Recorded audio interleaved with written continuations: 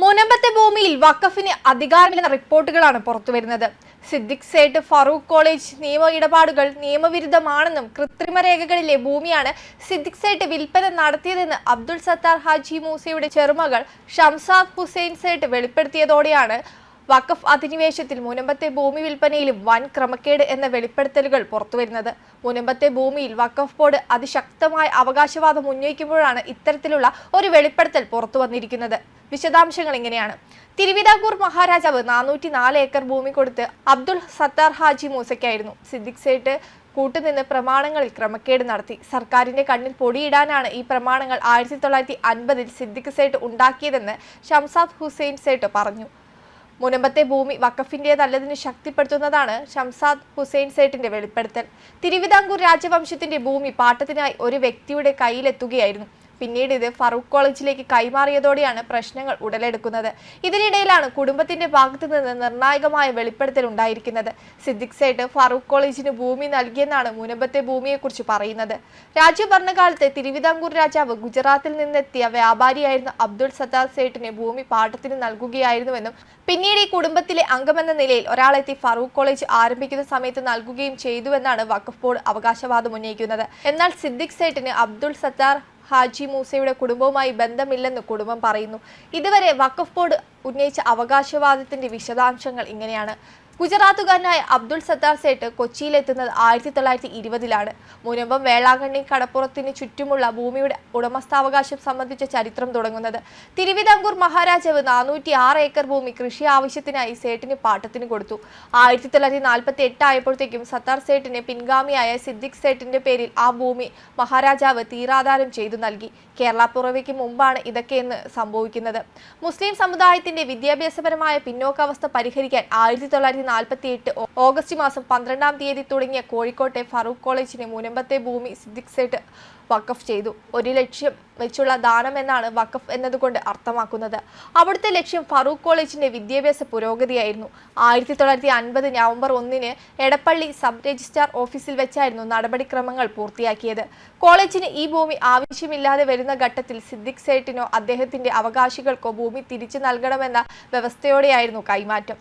വെല്ലുവിളികൾ നിറഞ്ഞ കോളേജിന്റെ മുന്നോട്ടുള്ള പോക്ക് മറികടക്കുന്നതിൽ ശ്രദ്ധ കേന്ദ്രീകരിച്ച ഫറൂഖ് കോളേജ് മാനേജ്മെന്റ് എറണാകുളം ജില്ലയിലുള്ള മുനമ്പത്തെ ഭൂമിയിലേക്ക് തിരിഞ്ഞു നോക്കിയിരുന്നില്ല. ഫറൂഖ് കോളേജിന്റെ അഭിഭാഷകനായിരുന്ന അഡ്വക്കേറ്റ് MV പോളും അഡ്വക്കേറ്റ് മൈക്കിളുമായിരുന്നു ഭൂമി നോക്കി നടത്തിയിരുന്നത്. അവർക്ക് Farook college power of attorney നൽകിയെന്നും അതുവെച്ച് മത്സ്യത്തൊഴിലാളികൾക്ക് ഭൂമി കൈമാറ്റം ചെയ്തുവെന്നും പറയപ്പെടുന്നു. വഖഫ് സ്വത്തുക്കളുടെ കയ്യേറ്റത്തെക്കുറിച്ച് പഠിക്കാൻ 2007-ൽ VS അച്യുതാനന്ദൻ സർക്കാർ നിയോഗിച്ച ജസ്റ്റിസ് MA നിസാർ കമ്മീഷന്റെ റിപ്പോർട്ട് പുറത്തു വന്നതോടെയാണ് ഇപ്പോഴത്തെ പ്രശ്നങ്ങൾ തുടങ്ങുന്നത്. 23 സ്ഥലങ്ങളിലായി 600 ഏക്കർ വഖഫ് സ്വത്തുക്കൾ അന്യാധീനപ്പെട്ടു എന്നതായിരുന്നു കണ്ടെത്തൽ. അതിൽ ഏറ്റവും കൂടുതൽ കയ്യേറ്റം നടന്നതായി കണ്ടെത്തിയത് മുനമ്പത്താണ്. 407 ഏക്കറിൽ 188 ഏക്കർ വിൽപ്പന നടത്തിയതായാണ് നിസാർ കമ്മീഷന്റെ കണ്ടെത്തൽ. 22 ഏക്കർ കടലെടുത്തു. 196 ഏക്കർ ബാക്കി കിടപ്പുണ്ടെന്നും പറയുന്നു. ഈ റിപ്പോർട്ട് 2010-ൽ അംഗീകരിച്ച സർക്കാർ തുടർ നടപടിക്ക് നിർദ്ദേശം നൽകി. ഞങ്ങൾക്ക് വഖഫായി കിട്ടിയ ഭൂമി കാണാനില്ലെന്ന പരാതി ഫറൂഖ് കോളേജ് നൽകിയതിന്റെ അടിസ്ഥാനത്തിലൊന്നുമല്ല നിസാർ കമ്മീഷന്റെ കണ്ടെത്തലെന്ന് ഓർക്കണം. ഇപ്പോഴും ആ ഭൂമി തിരിച്ചു പിടിക്കണമെന്ന നിലപാട് ഫറൂഖ് കോളേജിന് ഇല്ലാതാനും വഖഫ് ബോർഡിനും അങ്ങനെ ഒരു ആവശ്യമില്ല.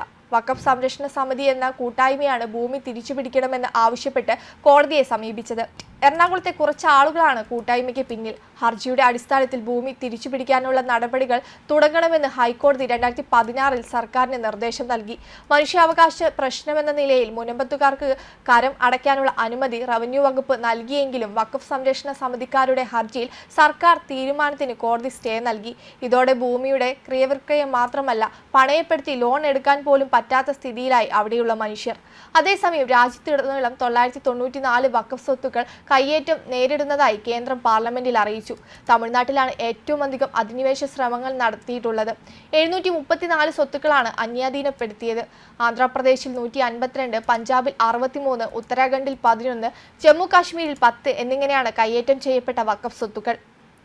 ജോൺ ബ്രിട്ടാസിന്റെ ചോദ്യങ്ങൾക്ക് രേഖാമൂലം നൽകിയ മറുപടിയിലാണ് ഇക്കാര്യമുള്ളത്. വഖഫ് ഭൂമി നിയമവിരുദ്ധമായ മാർഗങ്ങളിലൂടെ കയ്യേറ്റം ചെയ്തതോ കയ്യേറിയതോ ആയ സ്വത്തുക്കളെയാണ് അന്യാധീനപ്പെട്ട സ്വത്തുക്കൾ എന്നതുകൊണ്ട് സൂചിപ്പിക്കുന്നത്. വഖഫ് നിയമപ്രകാരം രജിസ്റ്റർ ചെയ്തിട്ടുള്ള 8,72,352 സ്ഥാവര വഖഫ് സ്വത്തുക്കളും 16,713 ജംഗമ വഖഫ് സ്വത്തുക്കളും വഖഫ് asset management system of India പോർട്ടലിനെ ഉദ്ധരിച്ച് ന്യൂനപക്ഷകാര്യ മന്ത്രാലയം അറിയിച്ചു. ഈ പോർട്ടലിൽ ലഭ്യമായ വിവരങ്ങളുടെ അടിസ്ഥാനത്തിലാണ് അന്യാധീനപ്പെട്ട സ്വത്തുക്കളെക്കുറിച്ച് ന്യൂനപക്ഷകാര്യ മന്ത്രി കിരൺ റിജിജു മറുപടി നൽകിയത്. 2019 മുതൽ വഖഫ് ബോർഡിന് കേന്ദ്രം ഭൂമി നൽകിയിട്ടില്ലെന്നാണ് കേന്ദ്ര ഭവന നഗരകാര്യ മന്ത്രാലയം രാജ്യസഭയെ അറിയിച്ചത്. നേരത്തെ സംസ്ഥാന സർക്കാരുകൾ അനധികൃതമായി കൈവശപ്പെടുത്തിയ വഖഫ് സ്വത്തുക്കളെക്കുറിച്ചുള്ള വിവരങ്ങൾ സംയുക്ത പാർലമെന്ററി കമ്മിറ്റി തേടിയിരുന്നു. വഖഫ് നിയമത്തിലെ സെക്ഷൻ 40 പ്രകാരം വഖഫ് ബോർഡ് അവകാശപ്പെടുന്ന ഭൂമിയുടെ വിവരങ്ങളാണ് തേടിയത്. ഇതിന് പിന്നാലെയാണ് കേന്ദ്രം കണക്കുകൾ പുറത്തുവിട്ടത്. കൂടാതെ ഭാരതത്തിലെ 250-ലേറെ ചരിത്ര സ്മാരകങ്ങൾ വഖഫ് ബോർഡ് സ്വന്തമാക്കിയിരിക്കുന്നതായി പുരാവസ്തു വകുപ്പ് അറിയിച്ചു. Delhi ഫിറോഡ് Shah കോട്ടിലെ Juma Masjid, RK പുരത്തെ Chhoti ഗുംതി മക്ബറ, house Gauss മസ്ജിദ്, ഈദ്ഗാ എന്നിവയടക്കം ഇത്രയേറെ സംരക്ഷിത ചരിത്ര സ്മാരകങ്ങൾ വഖഫ് ബോർഡ് സ്വന്തം പേരിലേക്ക് ഏകപക്ഷീയമായി രജിസ്റ്റർ ചെയ്തു മാറ്റിക്കഴിഞ്ഞെന്നാണ് ആർക്കിയോളജിക്കൽ സർവേ ഓഫ് ഇന്ത്യയുടെ പരിശോധനയിൽ കണ്ടെത്തിയത്. ഇതിനെതിരെ വഖഫ് ഭേദഗതി ബിൽ പരിഗണിക്കുന്ന സംയുക്ത പാർലമെന്ററി സമിതിയെ സമീപിക്കാൻ ഒരുങ്ങുകയാണ് ASI. 1995-ലെ വഖഫ് നിയമപ്രകാരം ഏത് വസ്തുവും കെട്ടിടവും വഖഫ് സ്വത്തായി പ്രഖ്യാപിക്കാൻ ബോർഡിന് അധികാരമുണ്ട്. ഇതുപയോഗിച്ചാണ് സംരക്ഷിത സ്മാരകങ്ങൾ വഖഫ് സ്വത്തായി പ്രഖ്യാപിച്ച് ബോർഡ് വിജ്ഞാപനം പുറപ്പെടുവിച്ചത്. 1958-ലെ പുരാവസ്തു സ്മാരക നിയമത്തെ വെല്ലുവിളിച്ചാണ് ബോർഡ് നടപടി. ASI റിപ്പോർട്ട് JPC വിശദമായി പരിഗണിക്കും. രാജ്യത്തിന്റെ വിവിധ ഭാഗങ്ങളിൽ നിന്ന് നിരവധി പരാതികളാണ് JPCക്ക് ലഭിച്ചത്. 2024 ഓഗസ്റ്റ് 8-ാം തീയതി ന്യൂനപക്ഷകാര്യ വകുപ്പ് മന്ത്രി കിരൺ റിജിജു ലോക്സഭയിൽ അവതരിപ്പിച്ച വഖഫ് നിയമ ഭേദഗതി ഇപ്പോൾ ചൂടേറിയ ചർച്ചകൾക്ക് വഴി തുറന്നിരിക്കുകയാണ്. ഒരു വസ്തു അഥവാ ഭൂമി വഖഫിന്റേതാണോ എന്ന് വിച്ഛേദിക്കാൻ വഖഫ് ബോർഡിന് അധികാരം നൽകുന്ന 1995 വഖഫ് ആക്ടിലെ 40-ാം അനുച്ഛേദം അധികാര ദുർവിനിയോഗത്തിന് വഴിയൊരുക്കുന്നു എന്ന ആരോപണം പണ്ടേയുള്ളതാണ്. കൂടാതെ സൂക്ഷിപ്പുകാരന്റെയും കാര്യസ്ഥന്റെയും നിയമനത്തിലുള്ള അഴിമതി ആരോപണങ്ങളും നിലവിലുണ്ട്. അതിനാൽ 40-ാം അനുച്ഛേദം പൂർണ്ണമായും ഒഴിവാക്കാനും ജില്ലാ കളക്ടർമാരിൽ ആ ദൗത്യം നിഷ്പക്ഷ മനസ്സുകൾ ചിന്തിക്കുന്നുണ്ട്. സുതാര്യത ഉറപ്പാക്കുന്ന തരത്തിൽ വഖഫ് ബോർഡുകളുടെ എല്ലാത്തരം അവകാശവാദങ്ങളും സ്ഥിരീകരിക്കാൻ വഖഫ് ബോർഡുകളിലെ അംഗത്വവും അതിന്റെ പ്രവർത്തനങ്ങളും വിവരിക്കുന്ന 9, 11 എന്നീ അനുച്ഛേദങ്ങളിൽ മാറ്റം വരുത്തൽ, വനിതാ പ്രാതിനിധ്യം നിർബന്ധമാക്കൽ എന്നിവയും ഭേദഗതിയിലുണ്ട്. വഖഫ് ഭൂമി പുതുതായി അളന്ന് തിട്ടപ്പെടുത്താനും വസ്തുക്കളുടെ ലിസ്റ്റ് തയ്യാറാക്കാനും ജില്ലാ ജഡ്ജിമാരുടെ മേൽനോട്ടം ഉറപ്പാക്കാനും ബിൽ വ്യവസ്ഥ ചെയ്യുന്നുണ്ട്. അധിനിവേശത്തിന്റെ ആവേശം സ്ഥിരമായി പ്രകടമാക്കുകയും സാധാരണക്കാരുടെ ജീവിതം അനിശ്ചിതത്വത്തിലാക്കുകയും ക്രമസമാധാന നിലയ്ക്ക് ഭംഗം വരുത്തുകയും ചെയ്യുന്ന വഖഫ് ബോർഡ് ശൈലികൾക്ക് കടിഞ്ഞാണിടാൻ സ്വതന്ത്ര ജുഡീഷ്യറിയുടെ സാന്നിധ്യം വഖഫ് ട്രിബ്യൂണൽ അനിവാര്യമാണ്. അതേസമയം മുനമ്പം വിഷയത്തിന്റെ ശാശ്വത പരിഹാരത്തിന് വഖഫ് നിയമം ഭേദഗതിയിലൂടെ മാത്രമേ കഴിയൂ എന്ന് BJP സംസ്ഥാന പ്രഭാരി പ്രകാശ് ജാവ്ദേക്കറും പറഞ്ഞിരുന്നു. മുനമ്പം സമരത്തിന്റെ 57-ാം ദിവസത്തിൽ മുനമ്പം സമരപന്തൽ സന്ദർശിച്ച ശേഷം പ്രതികരിക്കുകയായിരുന്നു അദ്ദേഹം. ഭരണഘടനയ്ക്ക് മുകളിലെ വഖഫിന്റെ അവകാശങ്ങൾ നിയമനിർമ്മാണത്തിലൂടെ പരിഹരിക്കും. പാർലമെന്റിന്റെ ബഡ്ജറ്റ് സമ്മേളനത്തിൽ തന്നെ വഖഫ് ഭേദഗതി നിയമം പാസാക്കുമെന്നും പ്രകാശ് ജാവ്ദേക്കർ വെളിപ്പെടുത്തിയിരുന്നു. മുനമ്പം വിഷയം പ്രാദേശിക വിഷയമായി ഒത്തുതീർപ്പാക്കാനാണ് സംസ്ഥാന സർക്കാരിന്റെ ശ്രമം. കമ്മീഷനെ നിയോഗിച്ചതിലൂടെ ഇതാണ് വ്യക്തമാക്കുന്നത്. ഇത് ജനങ്ങളുടെ കണ്ണിൽ പൊടിയിടാനുള്ള തന്ത്രം മാത്രമാണ്. മുനമ്പത്തിലെ വിഷയങ്ങൾ കൃത്യമായി സംയുക്ത പാർലമെന്ററി സമിതിയുടെ റിപ്പോർട്ടിൽ പരാമർശിക്കപ്പെടണമെന്ന് സമിതി അംഗവും BJP നേതാവുമായ അപരാജിത സാരംഗിയും ഉറപ്പു നൽകിയിരുന്നു. വെബ് ഡെസ്ക് കർമ്മ ന്യൂസ്.